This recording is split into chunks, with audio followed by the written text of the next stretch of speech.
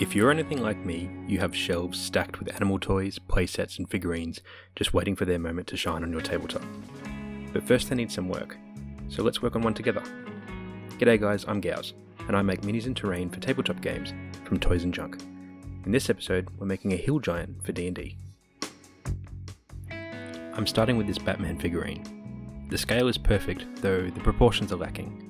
We'll need to dust off our sculpting skills for this one. I remove his cape, his arm action lever, followed by his head. Sorry, Batman.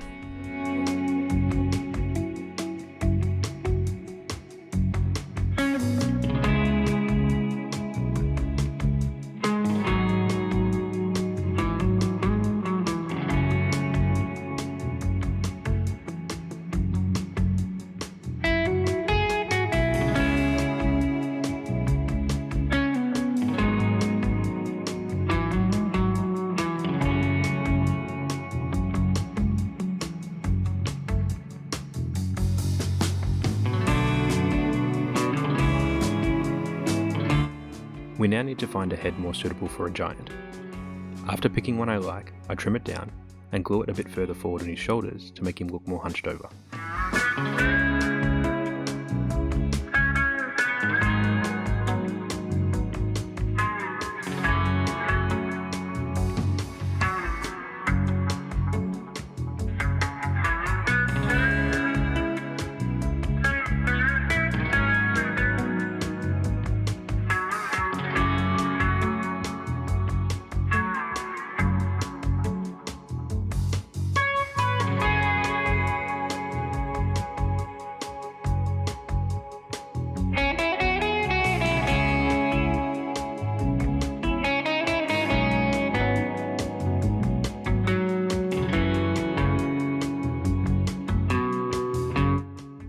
I use some tinfoil to bulk him out a bit and bring his centre mass a little lower. I then start covering him in air drying clay, making sure to glue his arms into a good position, then filling in all the gaps. A bit more clay and a few more details, then I let him dry overnight.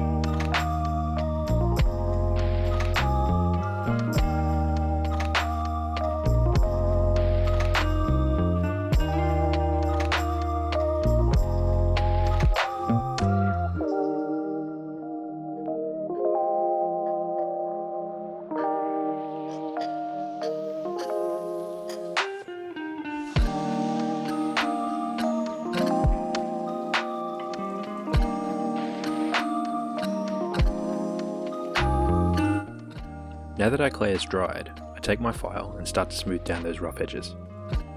Air dry clay can be quite tricky when trying to sculpt over the top of other objects, as it shrinks when it sets. If you ever get cracks that form while drying, don't worry, just dip your finger into some water and smooth over the cracks. The water will reactivate the clay on the surface and fill them in.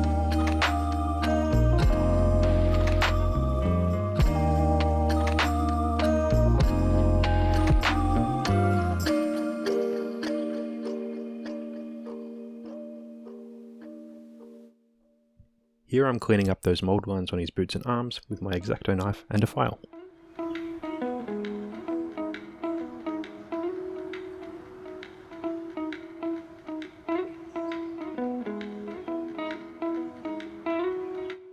This next section tested my resilience. I used a broken zip tie for his belt, but super glue just does not want to stick to air dry clay. In the end, I opted for the big guns. I whacked a dollop of E6000 on it and clamped it all down with rubber bands. But watch me slowly lose my mind over the next 2 minutes.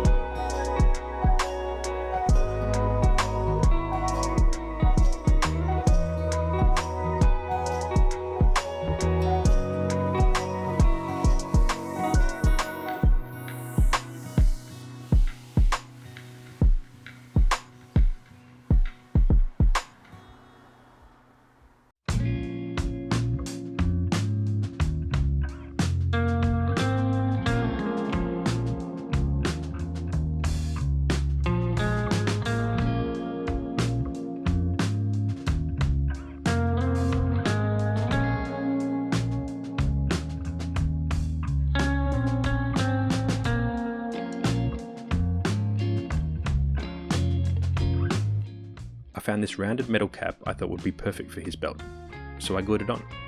Looks great. And then it came off almost instantly. So more E6000. That's not going anywhere.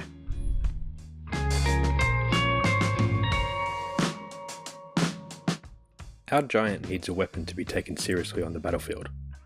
While rummaging through my bits and pieces looking for clubs and tree stumps, I stumble across this anchor. Yes, that will do nicely. I cut the jagged sections off and filed them down. I trimmed a section of the top of the anchor so it looks like it's being held, and I cut off his right hand so I can reposition it on the anchor and his arm.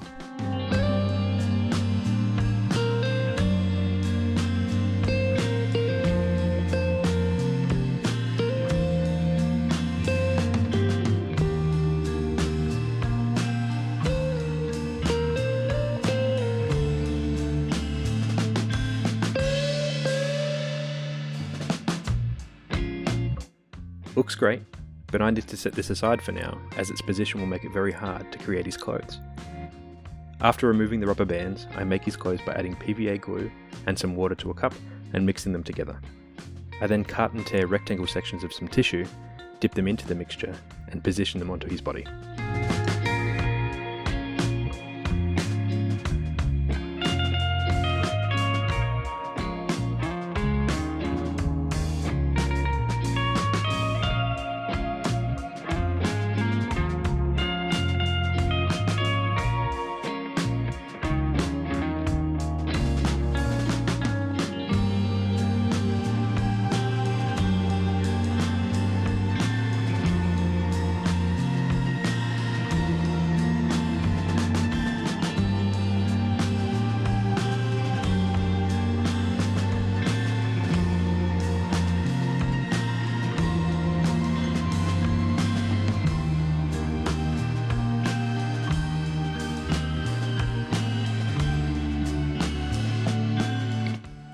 while the tissue dries is a good time to base him.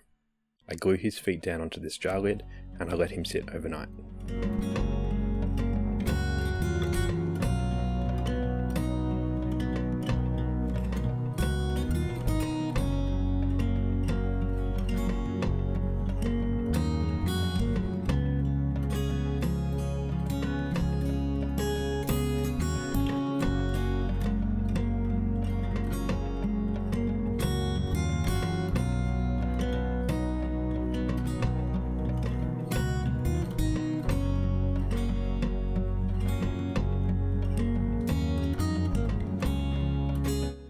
Now that his clothes have dried, I can attach the anchor with his hand repositioned with some super glue.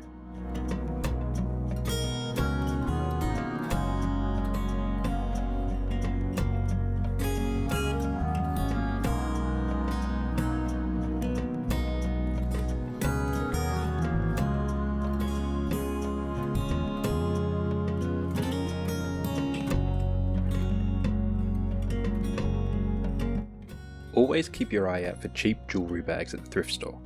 Beads, charms and chains come in very handy when making minis in terrain. I'm using a section of this necklace as the chain for the anchor.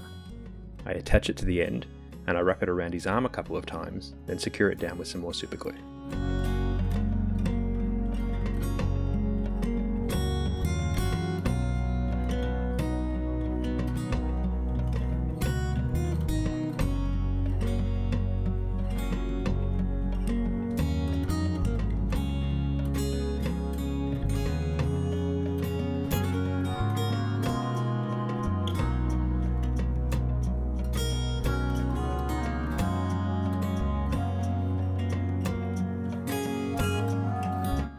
For flocking, I use this jar of red dirt from my family home. I find it has a perfect mix of sand and debris to create a very natural looking ground. I cover the base with PVA and tip the contents over the glue, making sure to cover it all.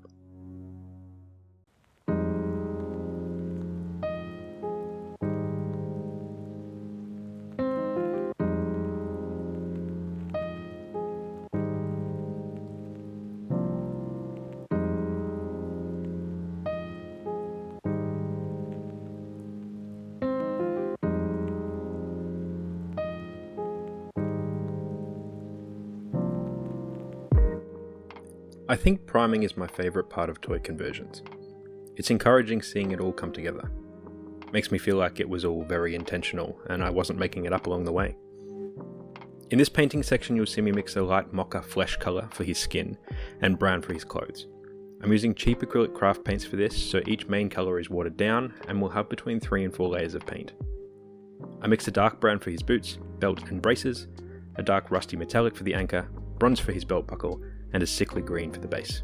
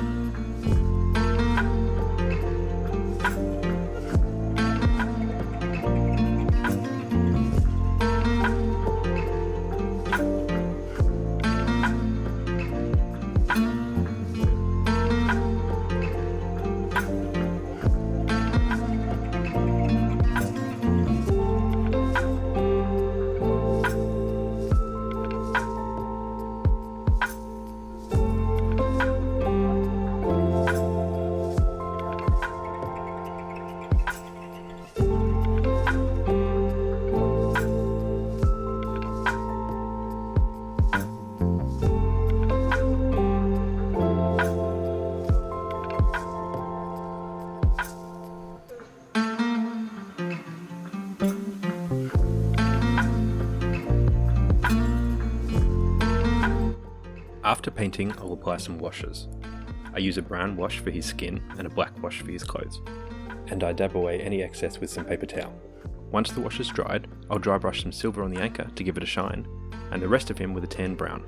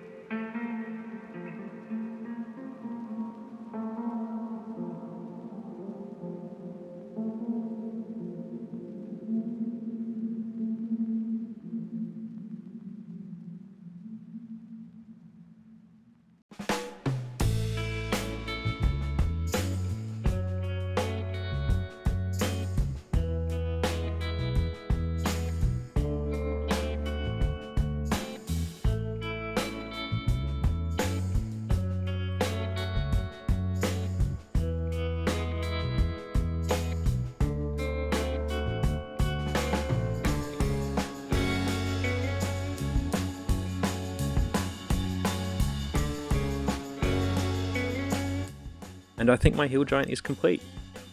Thank you so much if you've stuck with me through this conversion. It means a lot. I really enjoy doing these projects. If you enjoy watching, you should consider subscribing so you can see more, or like the video. If there's something you'd like to see me make, comment down below and I'll give it a crack. Otherwise, I'll catch you next time.